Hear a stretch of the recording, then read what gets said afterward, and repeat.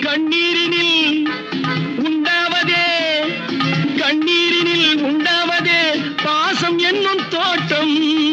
கண்ணீரினில் உண்டாவதே பாசம் என்னும் தோட்டம்.